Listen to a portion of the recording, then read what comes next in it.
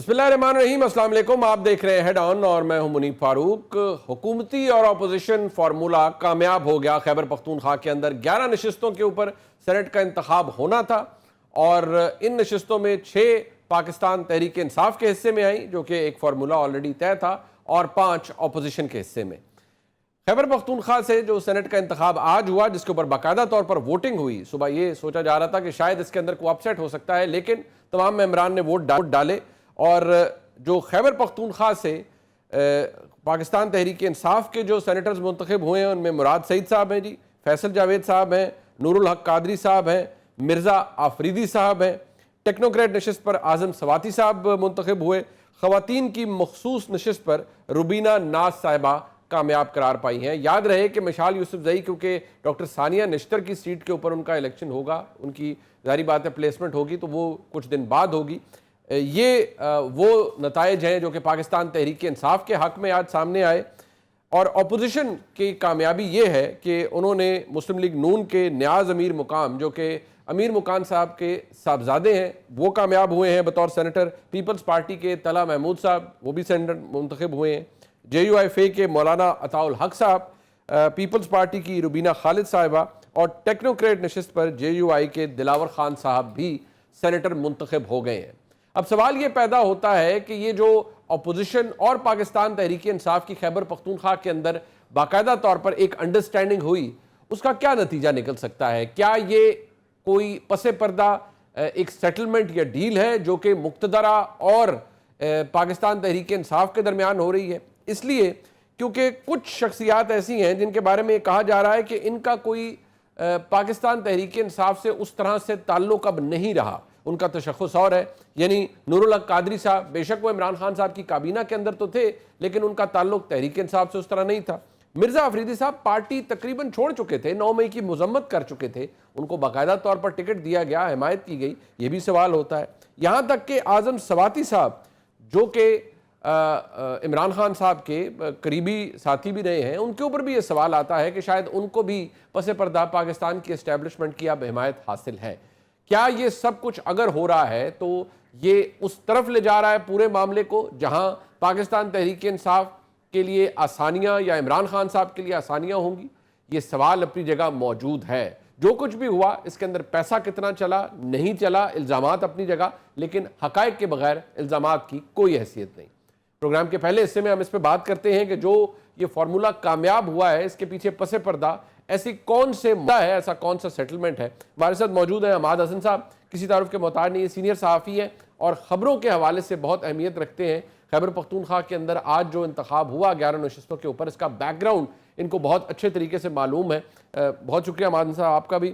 علینا شگری صاحبہ سینئر صحافی ہیں، ہمارے ساتھ موجود ہیں، اہم خبریں ان کے پاس بھی ہوتی ہیں۔ بہت شکریہ علینا صاحبہ آپ کا بھی۔ عماد حسن صاحب، سب سے پہلے تو یہ بتائیے گا، یہ ہوا کیا ہے خیبر پختونخوا کے اندر جو یہ انڈرسٹینڈنگ یا ڈیل کہہ لیں یا کیا ہوا؟ متعدد الزامات لگ رہے ہیں۔ وہ ایک کو نظریاتی گروپ علیحدہ ہے، وہ 3-4 لوگ علیحدہ ہیں، 5 لوگ علیحدہ ہیں، 4 ان میں سے بیٹھ گئے۔ ایک خرم ذیشان صاحب نے کہا میں نہیں بیٹھوں گا، ان کی ویڈیوز آخر تک آتی رہیں کہ دیکھیے یہ میں اس نظام کے خلاف کھڑا ہوں، اور یہ سارے پرو اسٹیبلشمنٹ اور کمپرومائزڈ لوگ ہیں جو اس وقت لسٹ میں پی ٹی آئی کی شامل ہیں۔ پہلے تو یہ بتائیے کہ عاطف خان صاحب نے ایک ٹویٹ کی، انہوں نے وہ 15 جولائی کا وہ لیٹر تھا وہ شیئر کیا جی کہ یہ خیبر پختونخوا سیکریٹریٹ کا ہے۔ یہ لسٹ تو عمران خان صاحب تک پہنچی ہی نہیں تھی، اور جو نیاز اللہ نیازی صاحب ہیں عمران خان صاحب کے ترجمان، وہ کہتے ہیں نہیں میری تو عمران خان صاحب سے ملاقات ہی نہیں ہوئی، تو ترجمان تو میں ہوں، تو میں اب آپ کو کیسے بتاؤں کہ خان صاحب نے یہ لسٹ اپروو کی ہے یا نہیں۔ بیرسٹر محمد علی صاحب ملاقات کر آتے ہیں، جن لوگوں کا لسٹ میں نام ہوتا ہے ان کی ملاقات نہیں ہوتی۔ تو کیا ہم یہ سمجھیں کہ عمران خان صاحب تک بھی مکمل بات نہیں پہنچتی، یا جن لوگوں کے آج ووٹ ملا یا جو بھی پروسیس ہوا وہ عمران خان صاحب کی مرضی سے سینیٹر الیکٹ ہوئے اور ان کو ووٹ پڑا؟ بہت شکریہ منیب۔ دیکھیں، اگر آپ نے میرا ٹویٹ دیکھا ہو جی تو جس دن بیرسٹر سیف عمران سے ملنے گئے تو میں نے اسی وقت ٹویٹ کیا تھا کہ معاملات 2-2 فارمولے پر طے پائے، یعنی عمران خان کے پسندیدہ مراد سعید جو 2 سال سے روپوش ہے، وہ سینٹ کا الیکشن بھی لڑیں گے، کچھ عرصے بعد سینٹ میں آئیں گے بھی، ایک تو یہ طے پایا۔ دوسرا، فیصل جاوید کا طے پائے جو عمران خان کے سٹیج سیکرٹری ہوتے تھے جلسوں کے اور ان کے قریبی بھی ہیں۔ عرفان سلیم اور خرم شہزاد میدان میں تھے، لسٹ میں ان کا نام بھی تھا، اور میں نے اس ٹویٹ میں کہا تھا کہ یہ نام ہٹا دیے جائیں گے۔ اسٹیبلشمنٹ کے جو دو لوگ ہیں مرزا افریدی اور نور الحق قادری وہ آ جائیں گے، پھر وہ آئے بھی۔ اب دیکھیں جو موجودہ صورتحال ہے، جو ریسنٹ سینیریو پہ ہم بات کریں تو عمران خان اسٹیبلشمنٹ کے ساتھ ڈیل کی طرف بڑھ رہے ہیں، اور بہت سارے شواہد ہیں ہمارے پاس۔ ایک تو یہ کہ اس سینٹ الیکشن پہ دو فارمولے پہ راضی ہو گئے، پھر پی ٹی آئی کے پاس 92 ممبرز ہیں اس وقت صوبائی اسمبلی میں، اور اس پر 5 سینیٹرز آ سکتے ہیں پی ٹی آئی کے، جبکہ اپوزیشن کے 4 ممبران آ جاتے۔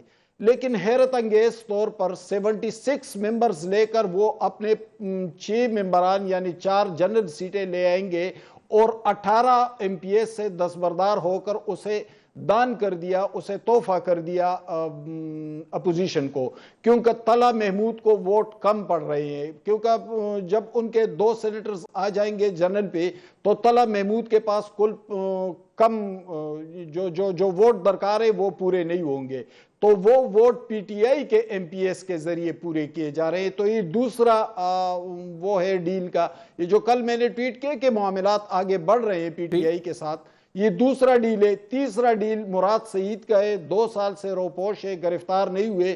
خیبر پختونخوا میں تو کسی کو کچھ نہیں کہا گیا، بہت سارے لوگوں کے خلاف کرپشن کے نیب کیسز ہیں، ان کو بھی نہیں پکڑا گیا۔ علی امین گنڈاپور اور ان کے بھائی فیصل امین گنڈاپور کے حوالے سے بہت ساری باتیں ہیں۔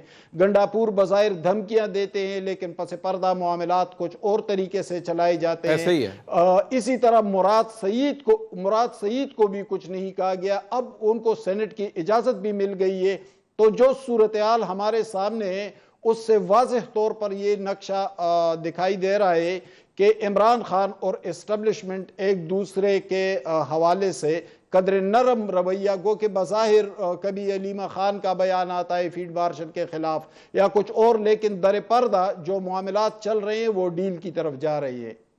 علینا، آپ کے خیال میں یہ جو ڈیولپمنٹ جس کا ماد حسن صاحب نے ذکر کیا ہے، ماد حسن صاحب بھی بڑے باخبر صحافی ہیں، آپ کے نزدیک کیونکہ ایک گلہ میں یہی کہہ سکتا ہوں عمران خان صاحب کو رہا ہے، اور ظاہری بات ہے اب یہ بات آپ بھی جانتی ہیں کہ ان کی جتنی ملاقاتیں ہوتی ہیں وہ مانیٹرڈ ہوتی ہیں۔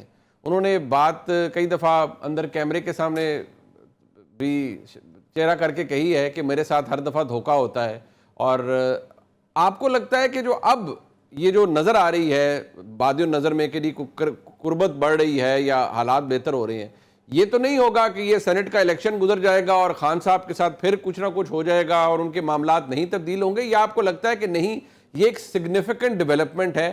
اگر مراد سعید صاحب، دیکھیں سینیٹر الیکٹ ہونا اور بات ہے، اوتھ ٹیکنگ، پھر سینٹ کی کارروائیوں کے اندر آنا، سینٹ سیشن اٹینڈ کرنا وہ دوسری بات ہے۔ کیا آپ کو یہ تبدیلی ہوتے ہوئے نظر آ رہی ہے؟ بہت شکریہ Munir, thank you so much programme میں بلانے کے لیے۔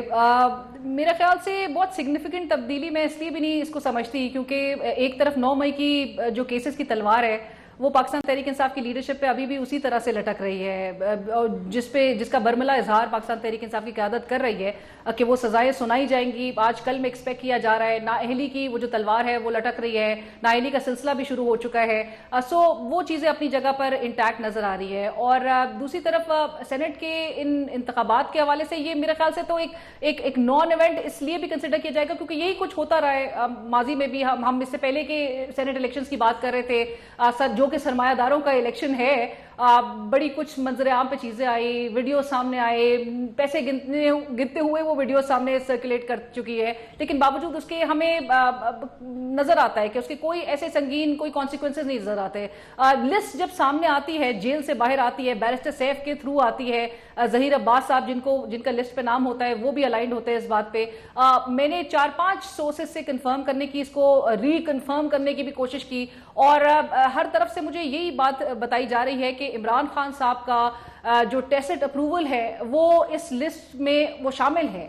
سو یہ عمران خان صاحب اور بشرا بی بی کی جانب سے یہ لسٹ پہ جو یہ نام تمام جو سامنے ہمیں نظر آ رہے ہیں، یہ اس میں ان کی رضامندی شامل ہے. اگرچہ پاکستان تحریک انصاف کی قیادت بھی جو ہے وہ کافی ایک مکس سگنلنگ ان کی طرف سے آ رہی ہے، جہاں پہ گزشتہ ہفتے تک بھی علی ظفر صاحب و دیگر رہنما پاکستان تحریک انصاف کے وہ یہ بات کہہ رہے ہیں کہ منگل کے روز کی اب جو کل کی یعنی کہ میٹنگ ہوگی عمران خان صاحب کے ساتھ، اس میں بہت کچھ سامنے آ جائے گا کہ ویدر عمران خان صاحب واز الائنڈ اور ناٹ. لیکن بہت چیزیں آپ کو پتہ ہے کہ پس پشت ہو رہی ہوتی ہیں، پبلکلی اس چیز کو ایڈمٹ نہیں کیا جاتا، ایکنالج نہیں کیا جا رہا ہوتا ہے. اور عمران خان صاحب جہاں پر ایڈمنٹ ہیں کہ وہ کہیں نہ کہیں جو مذاکرات ہوں اور ان کے ساتھ ہو کہ جن کے پاس تمام اختیارات ہیں، کچھ نہ کچھ ہمیں نظر آ رہا ہے کہ منوورنگ ہو رہی ہے، کچھ ایک راہ ہموار کرنے کی کوشش کی جا رہی ہے.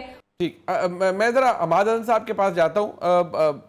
ذرا عماد حسن صاحب، اس سے تو یہ بھی ظاہر ہوتا ہے کہ پھر اگر یہ پرو اسٹیبلشمنٹ لوگ جس طرح کہا جا رہا ہے، یہ دو لوگ نور الحق قادری صاحب اور مرزا افریدی صاحب، اگر ظاہری بات ہے یہ کہا جائے اسٹیبلشمنٹ کے نامنی ہیں یا کچھ، تو کیا ہم یہ سمجھیں جو پھر آپ نے بات کی کہ مصلحت پسندی کا شکار تو پھر عمران خان صاحب بھی ہوئے ہیں؟ اور یہ بات تو آپ کو بھی پتہ ہے، بلکہ کئی دفعہ ظاہری بات ہے آپ کے ساتھ بہت سی باتوں پر ڈسکشن بھی ہوئی ہے کہ کتنا چانسز ہیں اس بات کے کہ اس دفعہ خان صاحب کی طرف سے جو مصلحت پسندی ہے وہ ان کے حق میں جائے گی، کیونکہ خان صاحب کے ساتھ بڑا کچھ ہو بھی جاتا ہے نا، بعد میں ان کے معاملات نہیں ٹھیک ہوتے، پھر وہ غصہ کر جاتے ہیں، پھر وہ فیلڈ مارشل کے خلاف ایک بیان جاری کر دیتے ہیں.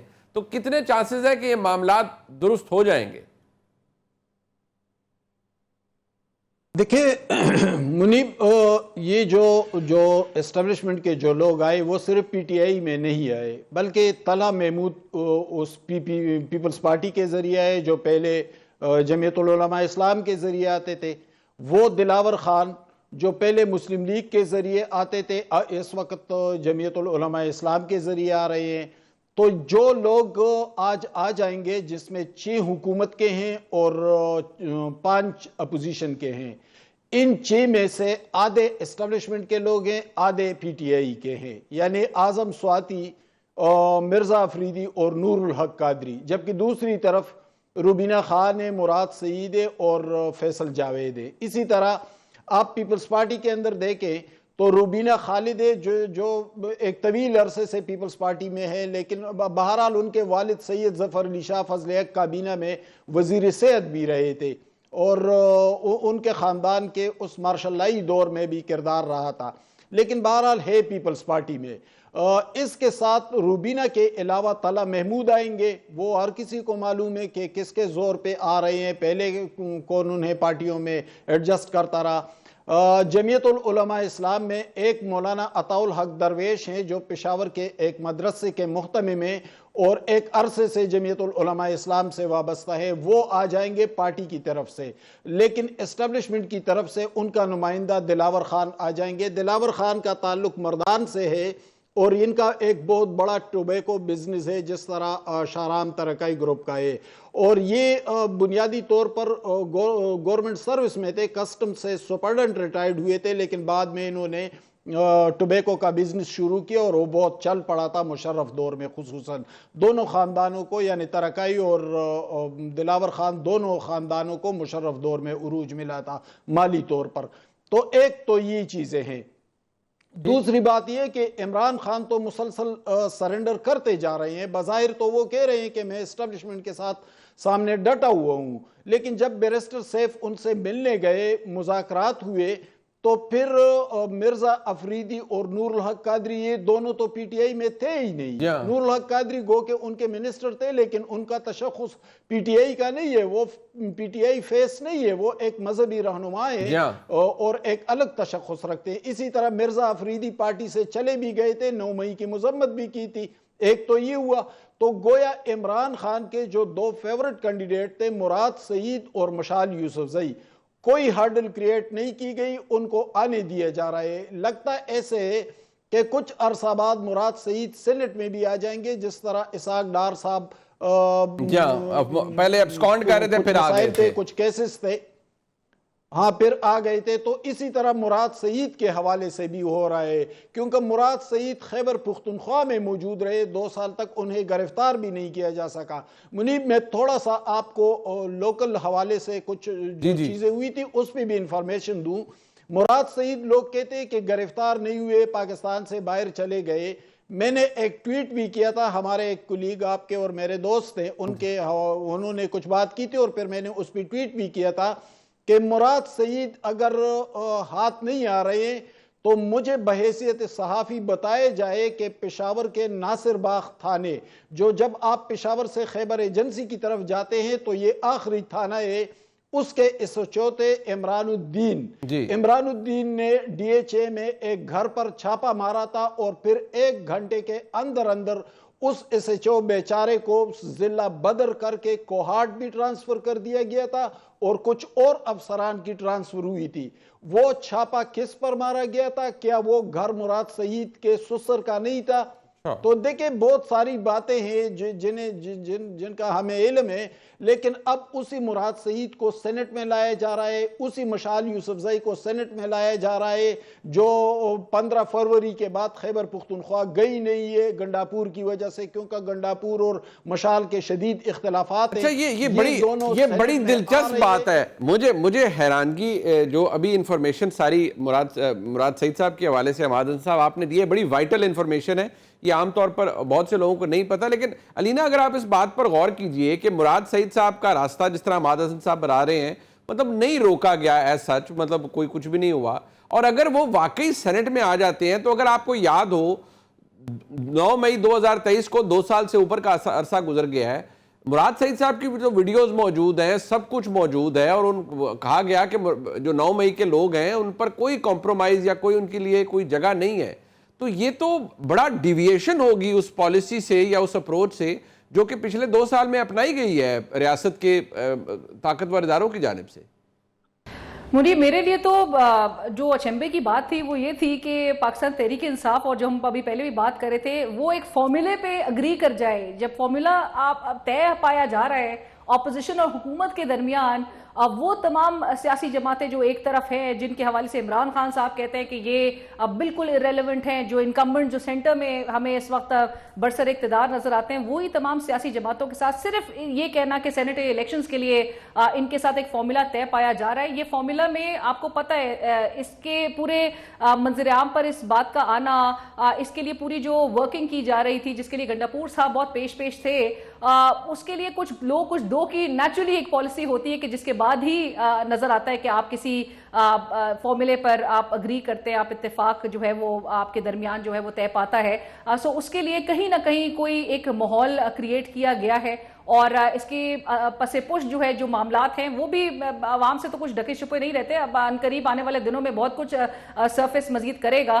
یہاں پہ ہمیں یہ بھی بتایا جا رہا ہے کہ جو پرنسپلز پر جو کھڑے تھے پاکستان تحریک انصاف کے، جو وہ نظریاتی ورکرز تھے، جو ہارڈ کور جو گراس روٹس ورکرز کنسیڈر کیے جاتے تھے، جس میں خرم ذیشان صاحب جو واحد شخص تھے جو کہ کھڑے رہے، جن کی وجہ سے یہ الیکشنز کی طرف یہ معاملات گئے گزشتہ رات تک، اور رات 3-4 بجے تک کی ہم یہ بات بتا رہے ہیں کہ جہاں پر بہت زیادہ pressure and with in Pakistan Tehreek Insaf pressure جو ہے وہ ان لوگوں پہ آیا تھا. عرفان سلیم صاحب کا دستبردار ہونا، نامنیشن پیپرز وڈرا کرنا، اور اس کے بعد اب یہ صرف آنے والے دنوں میں اس پر نظر رکھنی ہوگی کہ ان کو کیا کسی عہدے سے جو ہے وہ نوازا جاتا ہے یا نہیں.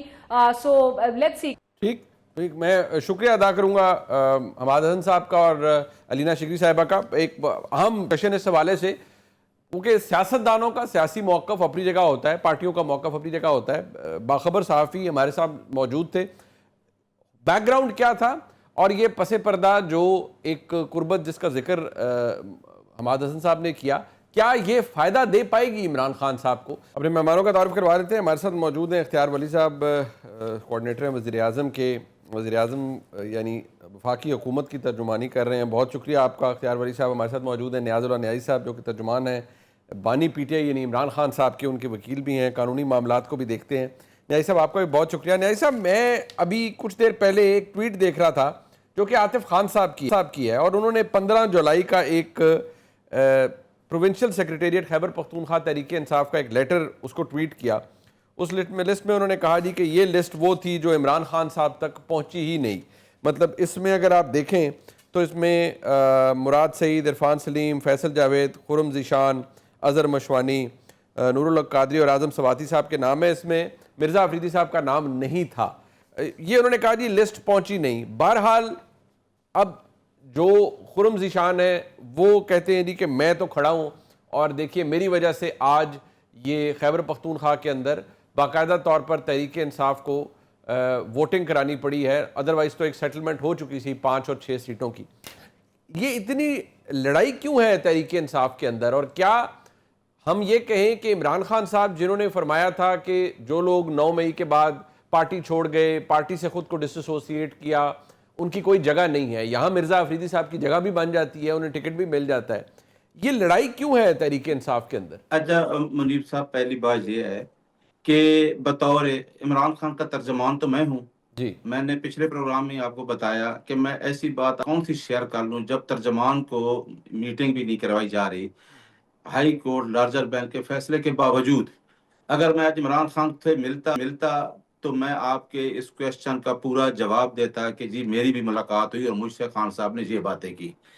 اب کیونکہ جو پولیٹیکل کمیٹی ہے ہماری، اور نیچے ہماری ایک کمیٹی پارلیمنٹری کمیٹی، ہمارے تمام ایم پی ایز دیکھیں نا، یہ ایک آدمی کا فیصلہ نہیں ہے، شور تو بہت مچتا ہے ہمارے ورکرز کے اندر، کیونکہ اس ٹائم ورکر کا اعتماد خان کے اوپر اس وجہ سے زیادہ، توقعات زیادہ ہیں کہ 8 فروری کو لوگوں نے خان کو ووٹ دیا اور ان کی توقعات بھی بڑھ گئی، وہ تو لوگوں کے سامنے 8 فروری کا الیکشن۔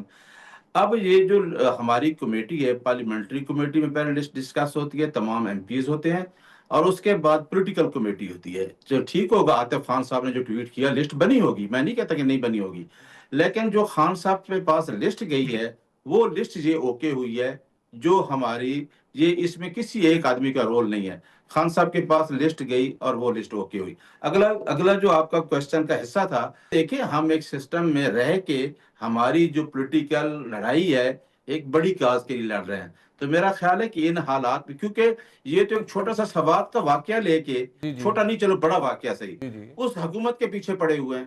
پنجاب میں اب حالات کیا گزرے ہیں آپ کے سامنے، تو لہذا ایک سیکنڈ سر، گزارش یہ ہے، دیکھیے میرا سوال یہ ہے کہ آپ تو خان صاحب اپنی تقاریر میں یہ پیسے کا لین دین، سینٹ میں بولیاں لگتی ہیں، خان صاحب کی سٹیٹمنٹس ہیں نا، اب آپ کی جماعت کے اوپر بوانگ دہل یہ الزام لگایا جا رہا ہے کہ جی آپ نے یہاں پیسوں کی لین دین بھی ہوئی ہے، نہیں تو مرزا افریدی صاحب بہت محترم شخصیت ہوں گے، ان کی گنجائش کیا نکلتی ہے؟ انہوں نے تو واضح طور پر 9 مئی کے بعد ہر چیز سے جان چھڑائی، ہاتھ اٹھا لیے تحریک انصاف سے بھی، اور انہوں نے کہا سب کچھ کر لیں۔ خان صاحب کا سٹیٹمنٹ ہے کہ ان لوگوں کی جگہ نہیں ہے جنہوں نے 9 مئی کے بعد پارٹی کا ساتھ چھوڑا، تو ان کو ٹکٹ کس چکر میں دی ہے؟ جی میں آپ کو بتاؤں نا، میں تو کبھی بھی کرپشن کو ڈیفینڈ نہیں کرتا، چاہے کسی پارٹی میں بھی ہو، میں اس کو بھی ڈیفینڈ نہیں کرتا کہ جس طریقے سے سینٹ میں پیسے چلتے ہیں۔ آپ کو یاد ہے کہ پچھلے الیکشن میں سینٹ کے اب تو بہت زیادہ ہو گیا، 33 کروڑ تک یہ الیکشن گیا تھا ایک سیٹ کے لیے۔ اگر 6 اور 5 کے فارمولے سے ہارس ٹریڈنگ کا راستہ روکنا تھا تو یہ فارمولہ پرنسپل اس وجہ ایگری ہوا کہ نہ ادھر کے ہوں نہ ادھر کے لوگ کرپشن میں انوالو نہ ہوں۔ جتنے تک عمران خان کا تعلق ہے، آپ نے دیکھا تھا کہ عمران خان نے ایک دفعہ الیکشن سینٹ کا تھا اپنے کے ہی، ایک عمران خان نے کہا کہ یہ میری جو بیسک شروع سے ممبر تھی یہ خاتون ایبٹ آباد سے، عمران خان نے جب ویڈیو سامنے آئی تو ان کو بھی پارٹی سے نکال دیا اور ان کو ٹکٹ نہیں دیا۔ اب دیکھیں ایویڈنس آئے گی، میں نے ڈیفینڈ نہیں کر رہا، اگر کسی کے خلاف کوئی ایویڈنس ہوگی تو اکاؤنٹیبلٹی ہوگی اور انشاءاللہ ہوگی۔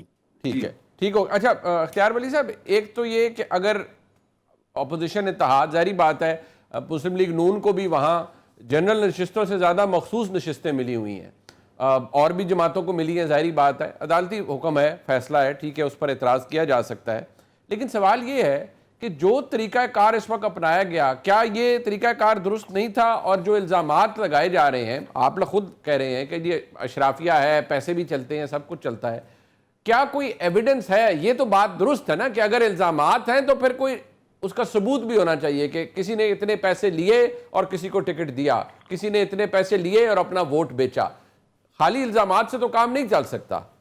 تھینک یو ویری مچ منیب بھائی۔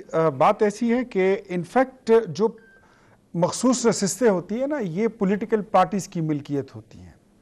یہ جس طرح اس کی بڑی آسان مثال ہے، ایک دیہات ہوتا ہے، ایک خسرہ ہوتا ہے، اس میں شاملات ہوتی ہیں، شاملات دے ہوتی ہیں، تو اس کے مالک وہاں کے وہ لوگ ہوتے ہیں جو اس خسرے میں مالک ہوتے ہیں۔ مجھے یہ بتائیے، پاکستان تحریک انصاف، کیا یہ ان کے پاس اتنی قانونی حیثیت ہے کہ یہ کھڑے ہو کر نیازاللہ نیازی صاحب خود ایک وکیل ہیں, درخواست لے کر کسی عدالت میں کھڑے ہو سکتے ہیں کہ یہ ان کی مخصوص نشستیں ہیں؟ نو, کبھی بھی نہیں. یہ تو ان کی تو پارٹی کے سربراہ سنی اتحاد کونسل کے صاحبزادہ حامد رضا صاحب ہیں. صاحبزادہ حامد رضا صاحب اس وقت نیشنل اسمبلی میں انڈیپینڈنٹ کیپیسٹی میں بیٹھے ہوئے ہیں, تو ان کی تو یہ بنتی نہیں ہے. ہاں, اب الیکشن ایکٹ 2016-17 جو ہے وہ دیٹ از سیلف ایکسپلینیٹری, اور وہ کہتا ہے کہ جو مخصوص نشستیں ہوتی ہیں وہ پولیٹیکل پارٹیز کی ملکیت ہوں گی جو پارٹی الیکشن میں حصہ لیتی ہے. اب وہ پارٹی مسلم لیگ نون ہو, جے یو آئی ہو, پیپلز پارٹی ہو, ایم کیو ایم ہو, اے این پی ہو, جو بھی ہو, ان کی ملکیت ہوتی ہے, ان کی تو بنتی نہیں ہے. تو میرے خیال میں یہ بات کرنا کہ جنرل سے زیادہ مخصوص نشستیں زیادہ ہے, تو میرے خیال میں ایک بیسلیس بات ہے. وہ بھی اختیار ولی صاحب اپنے تناسب کے حساب سے لیں گی نا, مخصوص نشستیں انہیں ملیں گی, ایسا تو نہیں ہے. اب واقعی آپ کی مثال آپ کو دے رہا ہوں, یہ تو شاملات ہی بن گیا نا, آپ کو بھی مل گئی ہیں. انفیکٹ ایسا ہے کہ آپ نے ہاؤس کو بھی ایک بار کمپلیٹ کرنا ہوتا ہے.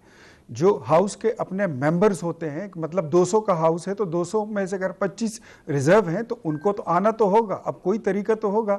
تو اس کا یہی پھر فارمولہ جو ہے اڈاپٹ کیا جا سکتا ہے, اس کے علاوہ کوئی اور فارمولہ ہو ہی نہیں سکتا. یہ اگر یہ کہتے ہیں کہ ان کو نہ ملے, یہ خالی رہیں, تو میرے خیال میں یہ بیوقوفانہ ہی کوئی بات ہوگی. اچھا چلیں ہم ذرا اس سے تھوڑا سا آگے, مجھے صرف یہ بتائیں, یہ الزامات دیکھیے لگائے جا رہے ہیں, زیادہ تر ظاہری بات ہے خیبر پختونخوا پر لگائے جا رہے ہیں, تحریک انصاف پر لگائے جا رہے ہیں.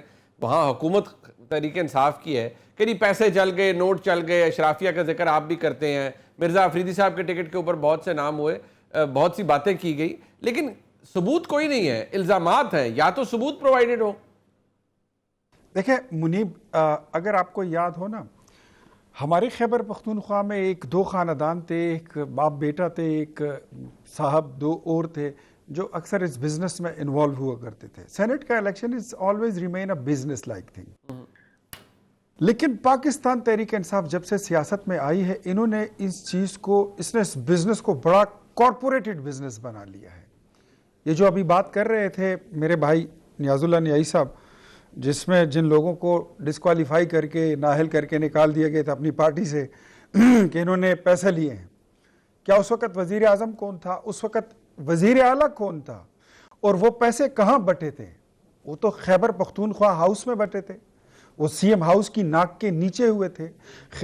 سی ایم نے خود پیسے دے کر ایک وزیر کے ہاتھوں دوسرے کے لوگوں میں تھما دیے تھے.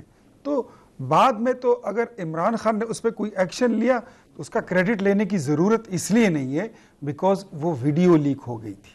ادروائز آپ کا کام ہی یہی ہے, آپ کے اے ٹی ایم کے بغیر چلتا نہیں ہے. ورنہ مجھے بتائیے کہ کیا جو آپ نے اس وقت لوگوں کو ٹکٹ دیے ہوئے ہیں, مرزا افریدی کی کیا کنٹریبیوشن ہے, کیا ہے؟ اس نے آپ کی پوری پارٹی کو خرید لیا. اعظم سواتی صاحب کے پاس اس کے زیادہ کریڈنشل کیا ہیں کہ وہ ایک ارب پتی آدمی ہے. آپ کی تو ساری آپ کے ممبران, آپ کے امیدواران ہیں, وہ کیا آپ سمجھتے ہیں کہ سارے متوسط طبقے سے تعلق رکھتے ہیں؟ مطلب ٹھیک ہے امیر ہونا کوئی جرم یا گناہ نہیں ہے, لیکن کوئی پیسہ پوسے والا چکر نہیں ہے آپ کی طرف, آپ یہ فرما رہے ہیں؟ یار میں اپنے امیدوار کے متعلق اس کا آپریشن میں پہلے کر چکا ہوں آلریڈی. سب سے پہلے آپ کو یاد ہوگا آج سے 1 سال پہلے, گزشتہ سال اپریل مئی میں نے اس پہ ٹھیک ٹھاک میں نے ٹھوک بجا کے میں نے اپنے ریزرویشن دیے تھے, اوپنلی دیے تھے, اپنی قیادت کو بھی دیے ہیں. ہم سپیئر نہیں کرتے, لیکن میں یہ سمجھتا ہوں کہ سینٹ کے الیکشن میں کسی ارب پتی اور کرب پتی کا آنا جو ہے وہ آ کر نہ وہ سینٹ کو مضبوط کرتا ہے, نہ اس نے سسٹم کو مضبوط کرنا ہوتا ہے, نہ اس نے پاکستان کی کوئی خدمت کرنی ہوتی ہے, نہ ہی اس کی لیجسلیشن میں کوئی دلچسپی ہوتی ہے. یہ اربوں پتی کربوں پتی لوگ جب آتے ہیں نا, یہ اپنے بلیک اور وائٹ کو مضبوط کر اس کو پروٹیکٹ کرتے ہیں. نیازی صاحب مجھے صرف یہ فرمائیے گا کہ جو ابھی اس وقت ہمارے سامنے حالات ہیں, یہ جو ممبرز ہیں, ظاہری بات ہے یہ ایک چیز ایسوسیٹ کر دی جاتی ہے کسی بھی جماعت سے, پاکستان تحریک انصاف سے ایسوسیٹ کر دی گئی. ابھی اختیار ولی صاحب نے کہا کہ جب سے تحریک انصاف آئی ہے یہ بزنس بڑا کارپوریٹ بزنس ہو گیا ہے اور یہ اب کھلے عام ہوتا ہے. یہ اس تاثر کو آپ زائل کیسے کر سکتے ہیں, یہ جو پیسے لینے والا ہے یا ووٹ بکنے والا ہے, اور کیا؟ اچھا جی ٹھیک ہے، میں بتاتا ہوں منیر صاحب. اچھا منیر صاحب، میں نا تھوڑا سا، کیونکہ اختیار ولی صاحب میرے بھائی ہیں، انہوں نے کہا نیاز اللہ نیازی صاحب وکیل بھی ہیں، تو میں تھوڑا سا جواب آپ کو، وہ پہلے ان کا جو کویشچن تھا جی تھوڑا سا جواب اس کا دے دوں. کہ ایک تو کلیئر ہے، الیکشن ایکٹ کے اندر ہی لکھا ہے کہ یہ سیٹیں جو ہوگی پولیٹیکل پارٹی کی ہوں گی، یہ بات بھی ٹھیک ہے. اور آرٹیکل 15 آف دا کنسٹیٹیوشن یہ کہتا ہے کہ یہ پرپورشنیٹ جو ہوگا سیٹس ہوں گی، وہ اس پولیٹیکل پارٹی کو ہی ملیں گی جس کے حصے میں آئیں گی. اب سپریم کورٹ نے جب فیصلہ کیا ہمارا اسی کیس میں جو ریزرو سیٹ والا، اس میں جب 8 رکنی جو فیصلہ تھا، اس میں 8 رکنی سے ہٹ کے 11 ججز نے یہ کہا کہ پاکستان تحریک انصاف ایک پولیٹیکل پارٹی ہے. اور میں اس بینچ میں موجود تھا، تو فارمر چیف جسٹس قاضی فیصل صاحب نے کہا کہ یار یہ تو پولیٹیکل پارٹی تو ہے، تو کیا آرٹیکل 51 آف دا کنسٹیٹیوشن یہ کہتا ہے کہ یہ اس پولیٹیکل پارٹی کا حق ہوگا. سیمبل جو ہے نا، وہ تو رولز کے اندر، انہوں نے کہا سیمبل کا تو کوئی مسئلہ نہیں تھا. ٹھیک ہے. اب یہ ہے کہ سنی اتحاد نے جب جوائن کیا تو وہ پارلیمنٹری پارٹی کے طور پہ جوائن کیا، اور اسی وجہ سے عمر ایوب صاحب ہمارے اپوزیشن لیڈر ہیں. اب اختیار ولی صاحب نے کہا کہ شاملات، ہم سول کا کام بھی کرتے ہیں، تو بالکل ٹھیک کہا کہ شاملات بھی پرپورشنیٹ ہوتی ہے، کہ اگر میں رقبے کا مالک ہوں 1 کنال کا یا 2 کنال کا، تو اس تناسب سے مجھے وہ پرپورشنیٹ ملے گا. اب یہ تو بالکل ایسا فیصلہ ہے کہ اب ہم کیا کہہ سکتے ہیں، یہاں تو آئین اور قانون کا جنازہ ہی نکل گیا ہے، کہ یہ تو آپ بندر بانٹ والی کام ہے کہ آپ نے اٹھا کے ایک پارٹی کے سیٹیں دوسروں کو تقسیم کر دی، اور آج اسمبلی کے اندر حالات آپ نے دیکھ لیے ہیں.